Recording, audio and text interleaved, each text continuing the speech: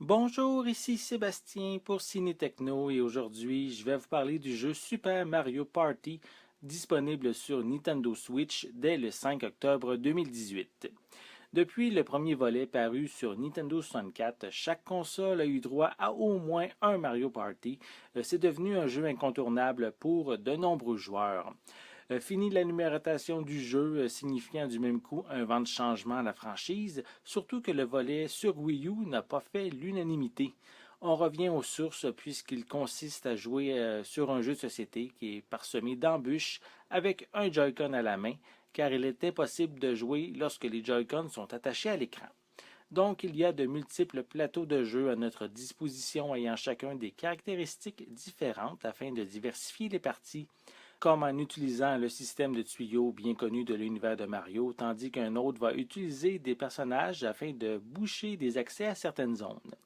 Donc, évidemment, il faut lancer le dé pour avancer d'un certain nombre de cases jusqu'aux étoiles afin d'en acquérir le plus. Mais ce nouveau volet apporte tout de même quelques nouveautés. Chaque personnage possède un dé unique, comme celui de Mario qui a plusieurs chiffres 3, mais pas de 2 ni de 4. D'autres peuvent aller jusqu'au chiffre 10, mais en contrepartie va perdre un certain nombre de pièces. Donc, il faut choisir son personnage en fonction du niveau de risque qu'on veut prendre. À noter qu'on peut en tout temps sélectionner un dé traditionnel comptant les chiffres de 1 à 6. Le jeu propose également de recruter des alliés durant une partie via des cases spéciales sur le plateau.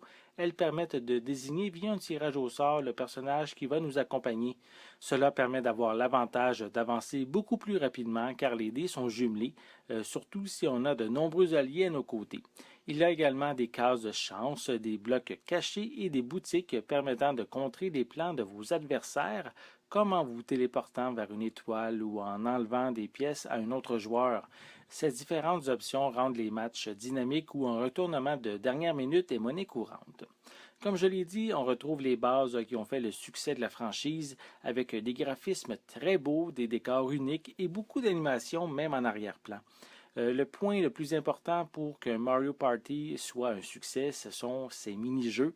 Au total de 80 dans ce volet, ils se jouent tous avec un Joy-Con en main puisque les capacités uniques de ces manettes sont régulièrement mises à contribution via son capteur de mouvement ou sa capacité à vibrer.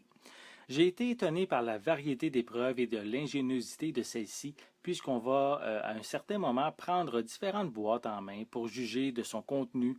On va également devoir simuler la cuisson d'une pièce de viande dans une poêle et bouger aussi au rythme de la musique ou frapper une balle au bon moment.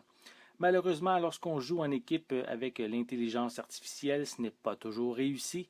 Il arrive de perdre simplement par son manque de coordination, ce qui engendre quand même une certaine frustration. Évidemment, pour corriger cette situation, assurez-vous de jouer le plus souvent possible à 4 joueurs, surtout lorsqu'il est question de pagayer en coordination sur une rivière, en évitant les obstacles et en accumulant les ballons rouges avant la fin de la minuterie. Le mode opposant des équipes de 2 joueurs sur les différents plateaux propose une jouabilité différente, plus stratégique et bien pensée.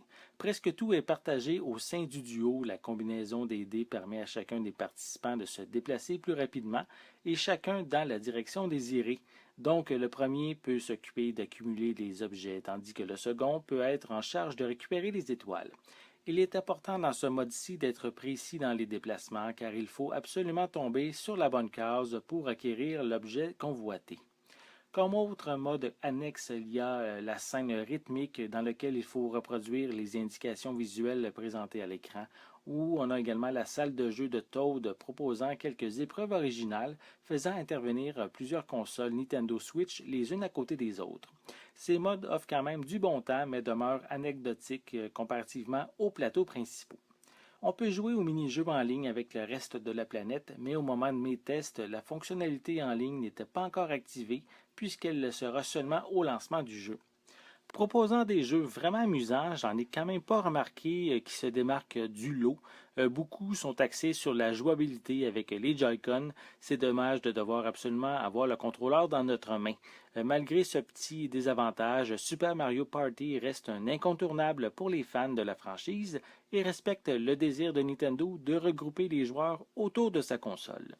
je vais lui donner la note de 8 sur 10. C'était Sébastien, merci et amusez-vous bien.